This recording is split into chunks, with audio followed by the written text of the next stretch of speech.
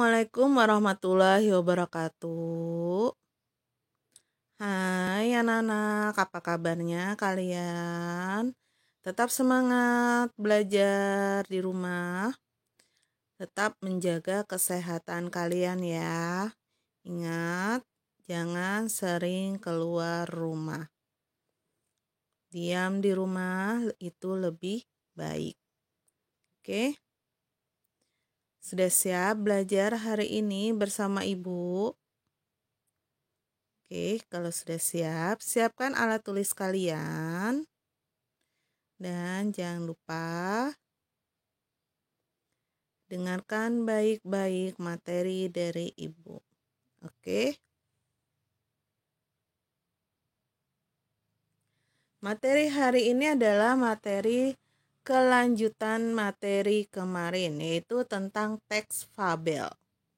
Nah, kalau kemarin kita sudah belajar tentang pengertian dan ciri-ciri dari teks fabel.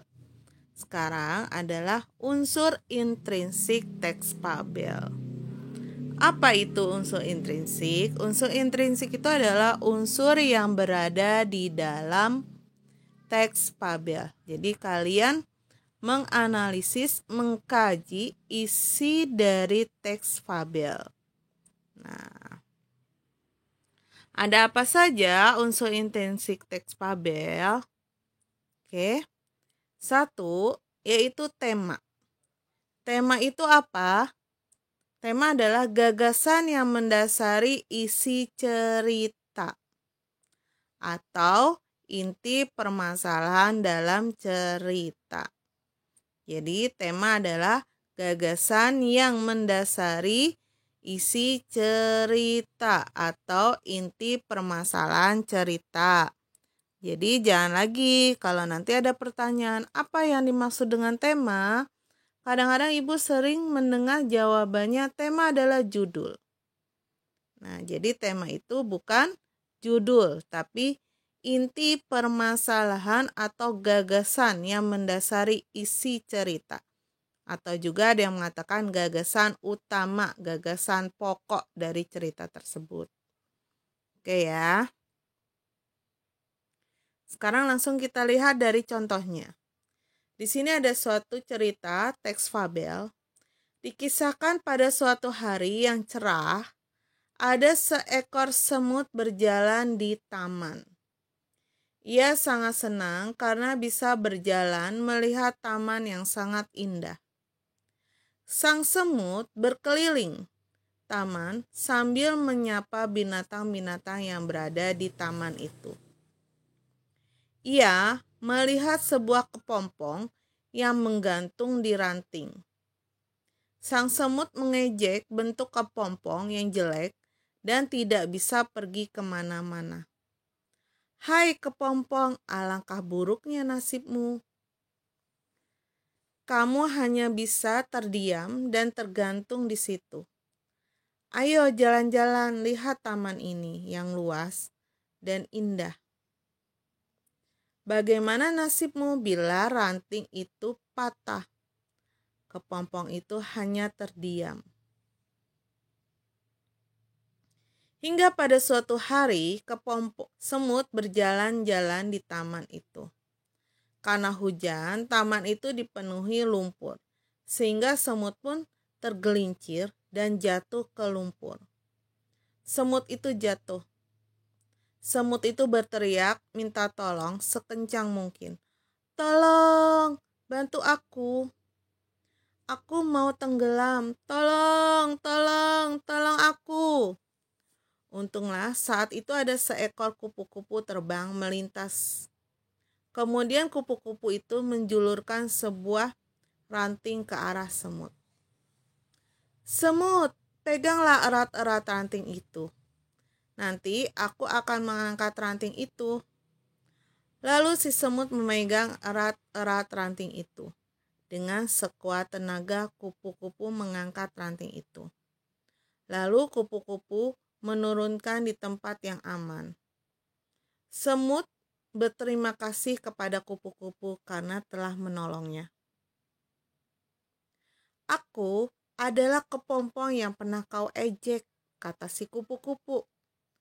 Ternyata kepompong yang dulu diejeknya sudah menyelamatkannya.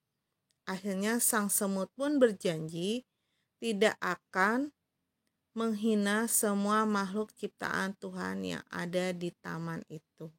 Nah, dari cerita ini, kira-kira apa temanya? Si kepompong yang baik hati kah?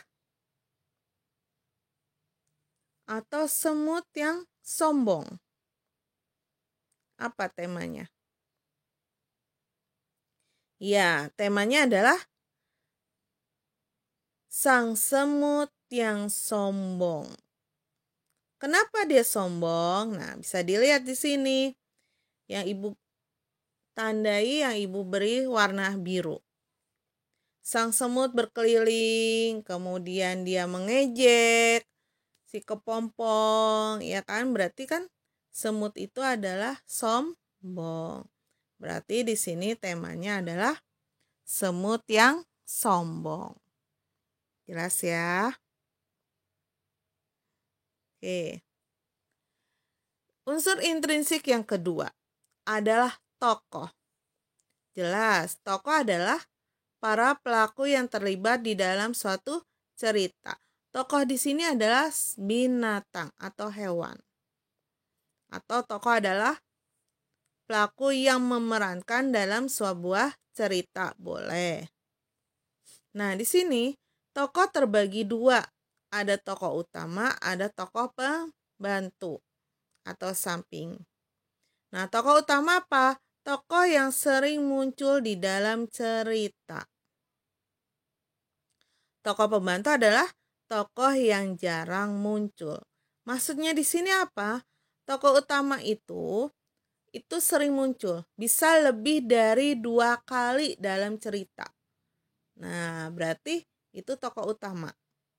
Tapi kalau misalnya tokoh pembantu atau sampingan, dia hanya muncul sekali dalam sebuah cerita. Nah, sekarang kita lihat. Langsung ibu berikan contoh. Contohnya masih sama. Nah, di sini tokohnya ada seekor semut, kepompong, kupu-kupu, semut, kupu-kupu. Berarti di sini tokohnya hanya 2. 2 berarti ini dua-duanya termasuk apa? Termasuk tokoh utama. Kenapa tokoh utama? Karena mereka sering muncul. Di cerita ini tidak ada tokoh yang lain. Jelas? Paham? Oke. Sekarang masuk ke alur. Alur adalah jalan cerita dalam suatu cerita. Nah, alur dalam sebuah teks fabel terbagi 3. Ada alur maju, alur mundur, dan alur campuran. Alur maju adalah alur atau kronologis urutan secara dari awal sampai akhir.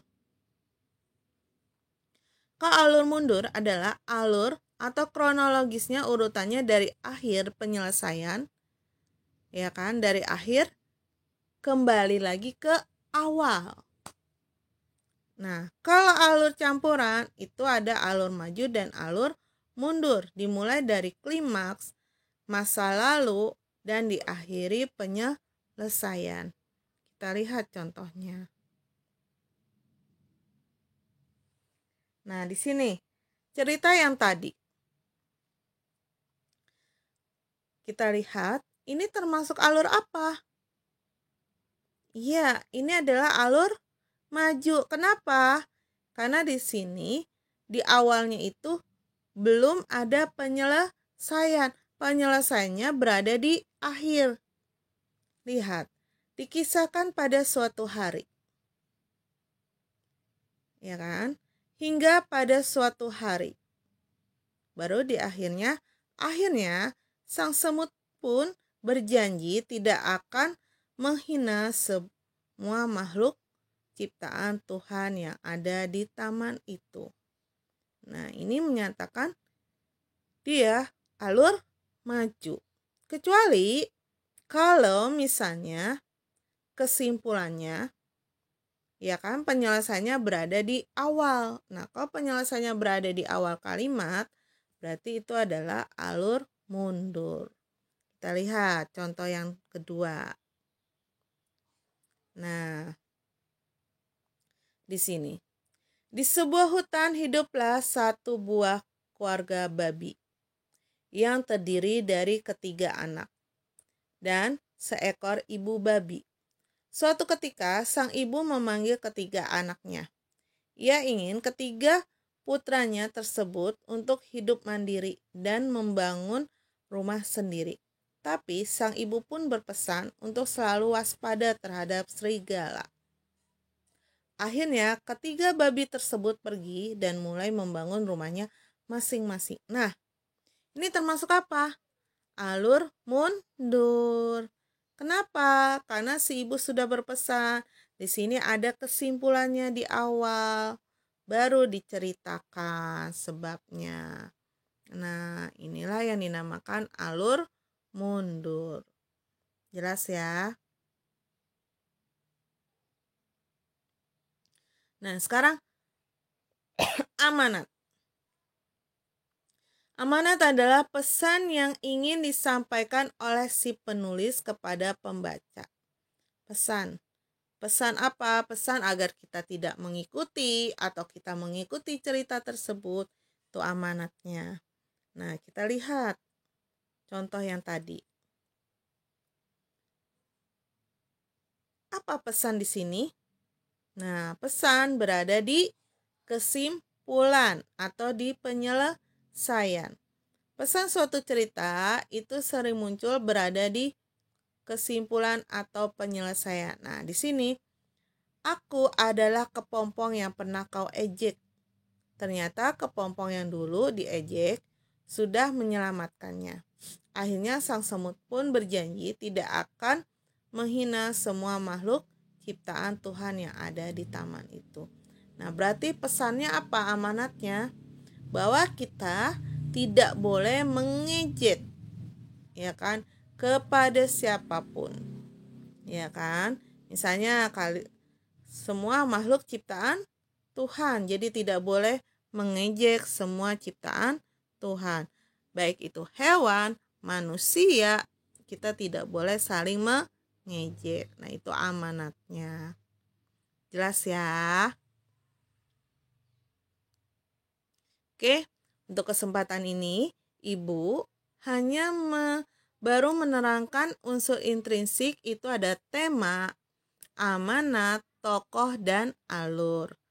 Ya, sisanya Ibu akan menerangkan di pertemuan berikutnya. Berarti baru 4 Ibu menerangkan. Oke. Nah, sekarang kerjakan soal dengan teliti, jangan sampai kalian mendapatkan nilai 0 kembali. Jadi, kerjakan soal yang berada link yang sudah Ibu berikan kepada kalian, baca baik-baik. Karena di sini ada sebuah cerita. Nah, cerita nanti akan kalian ada pertanyaan, kalian diminta untuk menjawab pertanyaan itu, mencari tema, amanat, tokoh, dan alurnya. Jadi baca baik-baik ceritanya. Oke? Dan jangan lupa kalian memberikan nama dan kelas di komentar YouTube ini. Ini sebagai absensi bahwa kalian sudah mengikuti pelajaran Ibu. Jadi absen ada 2 ya nak ya. Absen kalian mendengarkan YouTube. Yang kedua adalah absen kalian mengerjakan tugas. Oke? Paham ya? Oke? Sampai di sini dulu. Sampai bertemu di pertemuan berikutnya. Wassalamualaikum warahmatullahi wabarakatuh.